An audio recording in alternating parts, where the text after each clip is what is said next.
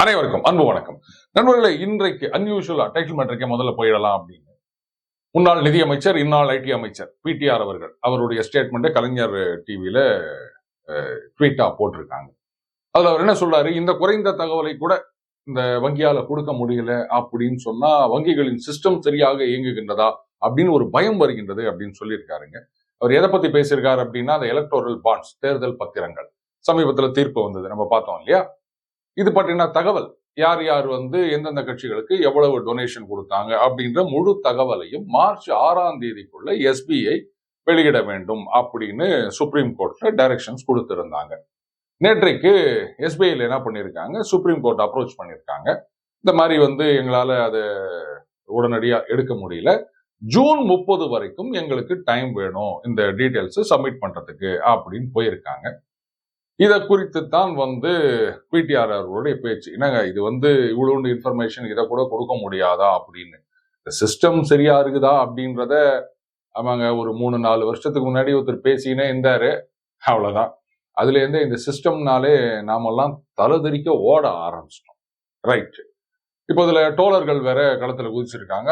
பாருங்க, இந்த தேர்தல் பத்திர ஊழல், இந்த உண்மைகளை மறைப்பதற்காக எஸ்பி அரசாங்கத்துக்கு துணை போகின்றது அப்படின்னு அவங்க கூச்சல் போடுறாங்க, நாங்களும் கேஸ் போட போறோம் அப்படின்லாம் சொல்லிட்டு இருக்காங்க. ரைட். இதுல இஷ்யூ என்னன்னா, சுப்ரீம் கோர்ட்டுடைய டைரக்ஷன், அந்த பத்திரங்கள் 22,000 சில்லறை அப்படின்னு சொல்றாங்க. இது யார் வாங்கினாங்க, எந்த கட்சிக்கு கொடுத்தாங்க, இந்த டீடைல்ஸ் சப்மிட் பண்ணணும் மார்ச் 6ஆம் தேதிக்குள்ள அப்படின்னு. ரைட். இப்போ பிரசாந்த் பூஷன் அவர் இந்த அசோசியேஷன் ஆஃப் டெமோக்ராட்டிக் ரைட்ஸா, அது ஏதோ ஒரு நிறுவனம், அதுக்கப்புறம் இன்னொரு ஒரு நிறுவனம், அவங்க 2 பேரும் என்ன பண்ணிருக்காங்க, நேற்றுக்கு சுப்ரீம் கோர்ட்டுக்கு போயிருக்காங்க.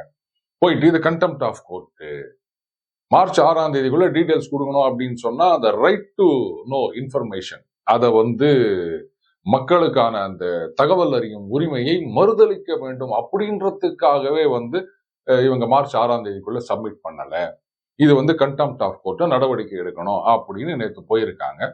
பட் எனக்கு புரிஞ்ச வரைக்கும் மார்ச் 6ஆம் தேதி டெட்லைன் கொடுத்திருக்காங்க. அது வரைக்கும் அந்த டீடைல்ஸையும் கொடுக்காமலும் கோர்ட்டை அப்ரோச் பண்ணாமலும் இருந்திருந்தால் அது கண்டெம்ப்ட் ஆஃப் கோர்ட்னு எடுத்துக்கலாம். ஆனா அவங்க தான் கோர்ட்டுக்கு போயிட்டாங்கல்ல, ஐயா எங்களுக்கு டைம் கொடுங்கோ அப்படின்னு அப்ரோச் பண்ணிருக்காங்களே, அப்புறம் எப்படி அதை கண்டெம்ப்ட் ஆஃப் கோர்ட்னு எடுத்துக்க முடியும்?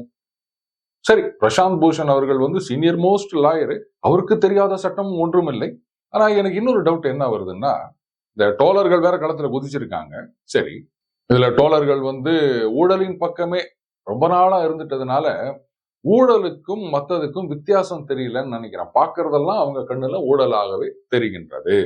வெஸ்ட் பெங்கால்ல கொல்கத்தா ஹைகோர்ட் என்ன பண்றாங்க, ஒரு உத்தரவு கொடுக்கின்றார்கள். ஷாஜகான், அதாங்க இந்த சந்தேஷ் காலி ரேஷன் ஸ்கேம், ஆமா, அவரை சாயங்காலம் 4:30 மணிக்குள்ள சிபிஐ வசம் ஒப்படைக்க வேண்டும் அப்படின்னு. உடனே வெஸ்ட் பெங்கால் கவர்மெண்ட் என்ன பண்றாங்க, சுப்ரீம் கோர்ட்டுக்கு போறாங்க. போயிட்டு அர்ஜென்ட் லிஸ்டிங், இது அர்ஜென்ட் ஹியரிங் வேணும் அப்படின்றாங்க. கோர்ட்டுல ஒத்துக்கொள்ளவில்லை. இப்ப பாருங்க, கோர்ட்ல அந்த கேஸ் லிஸ்ட் ஆகல, ஹியரிங் வரல, அடுத்த நாள் தான் சிஜிஐ கிட்ட அப்ளை பண்ணணும்னு சொல்றாங்க. அப்போ அந்த 4:30 மணி டெட்லைன் முடிந்து விட்ட பிறகு உடனடியா அவங்க அந்த ஷாஜகானை சிபிஐ கிட்ட ஹேண்ட் ஓவர் பண்ணிருக்கணுமா வேணாமா? ஏன்னா ஸ்டே ஆர்டர் கிடைக்கல, கோர்ட்ல அவங்களுடைய கேஸ் லிஸ்டே ஆவலை. சரி, அடுத்த நாள் காலையில போறாங்க சுப்ரீம் கோர்ட்டுக்கு. மறுபடியும் இந்த கேஸை அர்ஜென்ட்டா லிஸ்ட் பண்ணி ஹியரிங் வைக்கணும் அப்படின்ன உடனே கோர்ட்ல ஒத்துக்கொள்ளவில்லை. இப்போ கொல்கத்தா ஹைகோர்ட்ல என்ன பண்றாங்க, மறுபடியும் ஒரு டைரக்ஷன்ஸ் கொடுக்குறாங்க. இன்னைக்கு சாயங்காலம் 4 மணிக்குள்ள சிபிஐ கிட்ட ஹேண்ட் ஓவர் பண்ணணும் அப்படின்னு.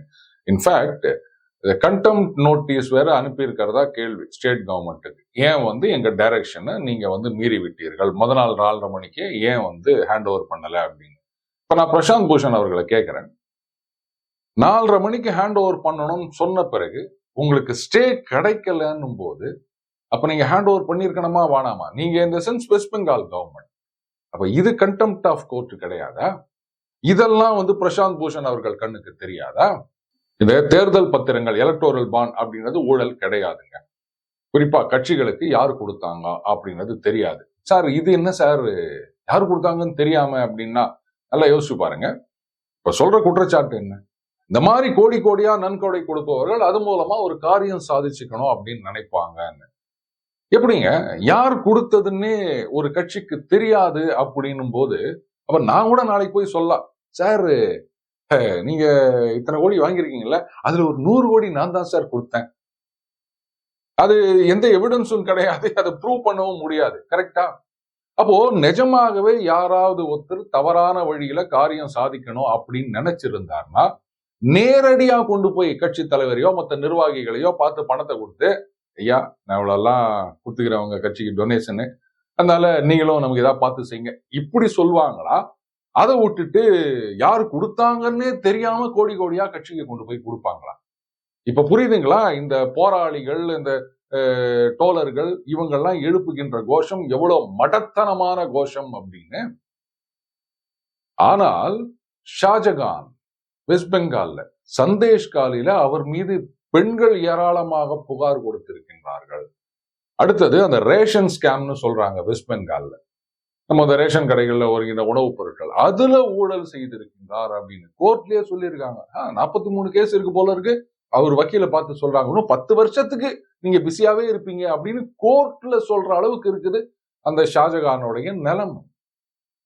அப்பேற்பட்டவரை கோர்ட்டு உத்தரவையும் மீறி, அப்பா 4:30 மணிக்கு தானே கொடுக்கணும்னு சொன்னாங்க, நாங்க நாளை காலையில மறுபடியும் சுப்ரீம் கோர்ட்ல போறோம் அப்படின்னு சும்மா உட்கார்ந்துட்டு இருக்காங்க. இது அண்ணன் பிரசாந்த் பூஷன் அவர்களுக்கு கண்டெம்ட் ஆஃப் கோர்ட்டா தெரியலையா? தேர்தல் பத்திரங்கள் அப்படின்றது ஊழல் கிடையாது.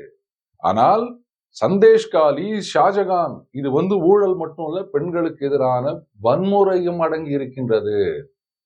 ஆனா இதெல்லாம் வாயே திறக்க மாட்டாங்க இந்த போராளிகள். இன்னைக்கு இந்த டோலர்கள் சொல்றாங்களே, பாருங்க எஸ்பிஐ அரசாங்கத்துக்கு ஆதரவாக, பாஜகவுக்கு ஆதரவாக இந்த தேர்தல் பத்திர ஊழலை மூடி மறைக்க முயற்சி செய்து கொண்டிருக்கின்றார்கள் அப்படின்னு. ஏங்க டோலர்ஸ் ரொம்ப வாய்கிழிய பேசுறீங்களே, 15ம் 10ம் வாங்கினீங்களே தமிழகத்துல திமுக கிட்ட இருந்து, உடனே வெளில சொன்னீங்களா நீங்க? ஏன் திமுக அவங்களுடைய ரிட்டர்ன்ஸ் ஃபைல் பண்ணும்போது தான் இந்த விஷயம் வெளில தெரியுது. நிஜமாகவே நீங்க நியாயஸ்தனா இருந்தா என்ன பண்ணிருக்கணும்? வாங்கின உடனே இது மாதிரிங்க திமுக எங்களுக்கு சீட்டு மட்டும் கொடுக்கல, நோட்டும் குத்துக்கிறாங்க சொல்லியிருக்கணுமா வேணாமா? நீங்க எல்லாம் நேர்மையை பத்தி பேசுறீங்க.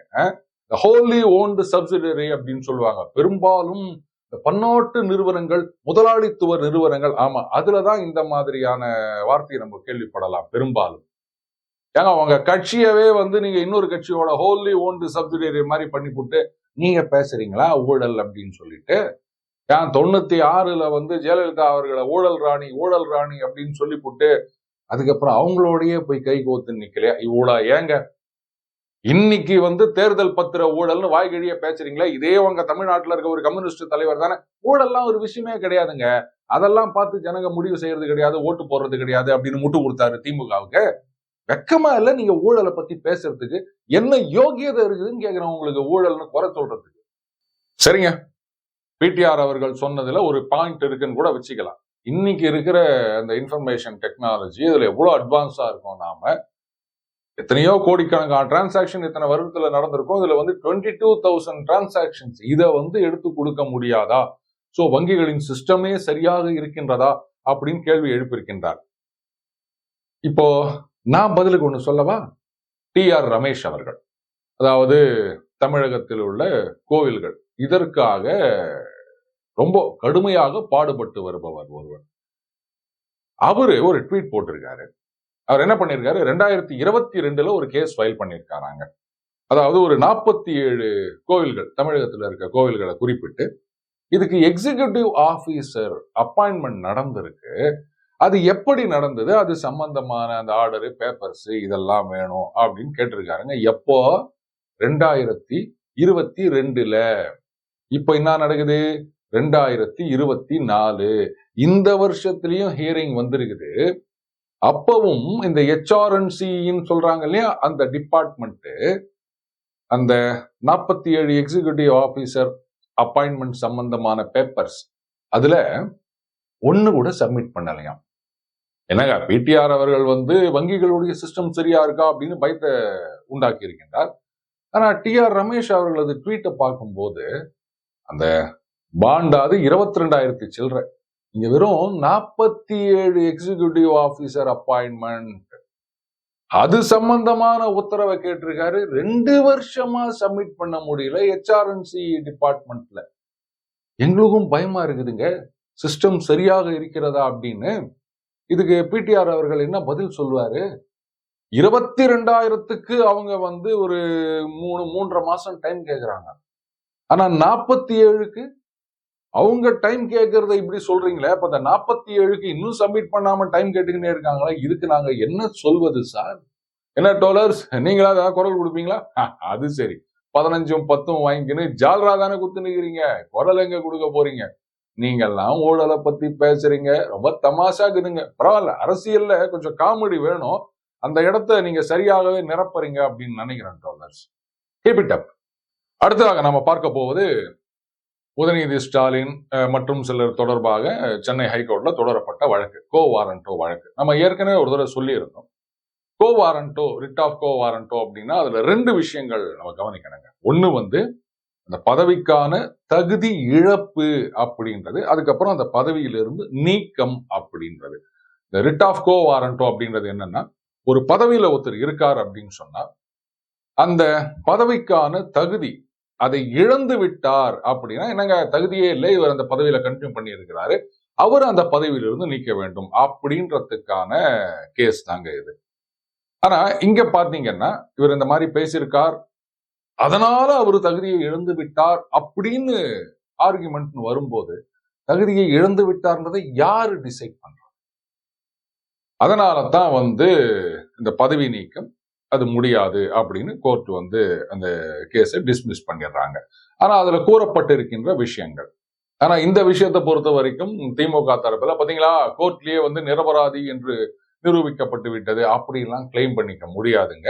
ஏன்னா இன்னும் ஒரு பெரிய கேஸ், அதாவது சுப்ரீம் கோர்ட்டுக்கு போயிருந்தாங்க. நம்ம கூட அன்னைக்கு பார்த்திருந்தோம் இல்லையா? அதாவது ஜம்மு காஷ்மீர் உள்ளிட்ட இன்னும் சில மாநிலங்கள்ல எல்லாம் நிறைய எஃப்ஐஆர் போட்டிருக்காங்க. அதையெல்லாம் கிளப் பண்ணி ஒரே எஃப்ஐஆர் இது பண்ணணும் அப்படின்னு. அப்பதான் சுப்ரீம் கோர்ட்ல சொன்னாங்க, என்னங்க நீங்க என்ன சாதாரண மனுஷனா, ஒரு அமைச்சர் என்ன மாதிரியான கான்சிக்வன்சஸ் வரும் அப்படின்னு தெரிஞ்சு நீங்க பேச வேணாமா அப்படின்னு கேட்டு இருந்தார்கள்.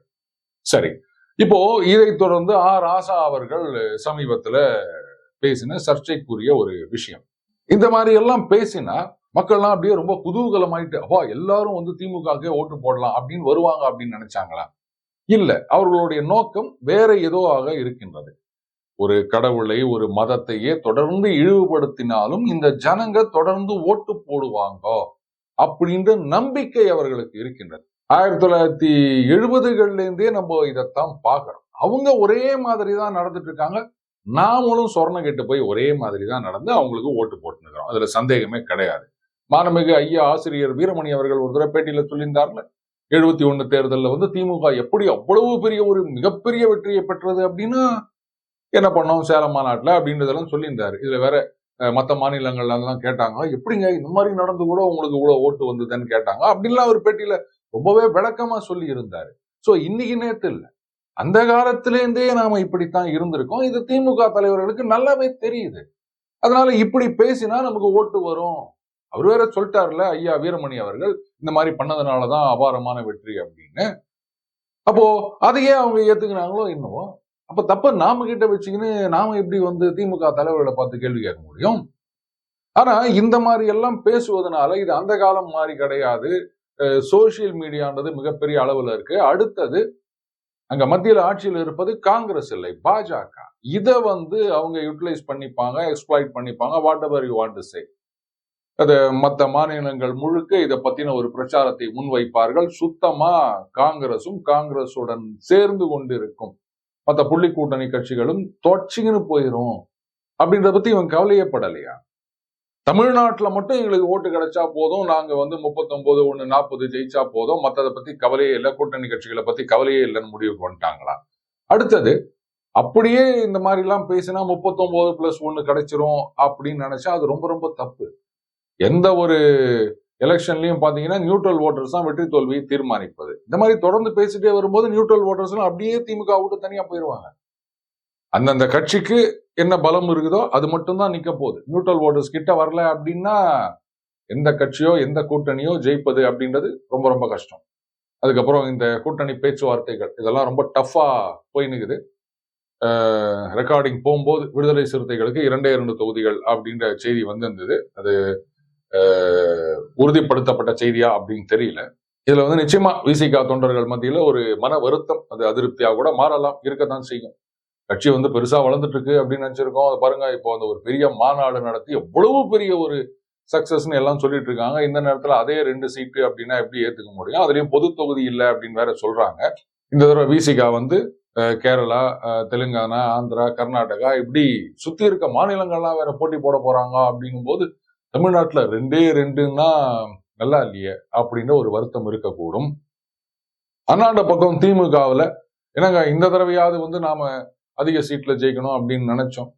அடுத்தது ஒரு தொகுதியை தொடர்ந்து கூட்டணி கட்சிக்கே கொடுத்துட்டு வந்தீங்கன்னா அந்த பகுதியில அந்த பிரதான கட்சியுடைய வளர்ச்சின்றது கொஞ்சம் தடைப்படும். இது எல்லாருக்குமே தெரியும். அதனாலதான் சீட்டு கொடுக்கும்போது ரொட்டேட் பண்ணுவாங்க. இந்த தடவை விசிகாக்கு எப்படி பண்ண போறாங்கன்னு தெரியல. ஆனா திருமாவர்கள் அன்னைக்கே சொல்லியிருந்தாரு, சிதம்பரம் தான் என் தொகுதி, அதுலதான் நான் போட்டி போடுவேன் அப்படின்னு சொல்லியிருந்தாரு.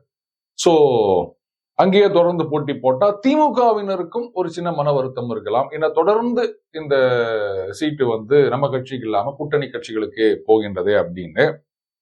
இந்த மன வருத்தம் தேர்தலில் எப்படி பிரதிபலிக்கும் அப்படின்றதையும் நாம இன்றைக்கு உறுதியாக சொல்ல முடியாது. சரி, ரைட்டு, தேர்தலுக்கு இன்னும் நாட்கள் இருக்கின்றன, அதுக்குள்ள என்னென்னவோ நடக்கலாம். ஏன்னா எலெக்ஷன் அப்படின்றது நாம அடிக்கடி சொல்ற மாதிரி கிரிக்கெட் மாதிரி ஒரு ஃபேசினேட்டிங் கேம். எப்போ வேணா முடிவுகள் எப்படி வேணாலும் மாறலாம். மீண்டும் அடுத்த ஒரு சந்திப்போம். வணக்கம்.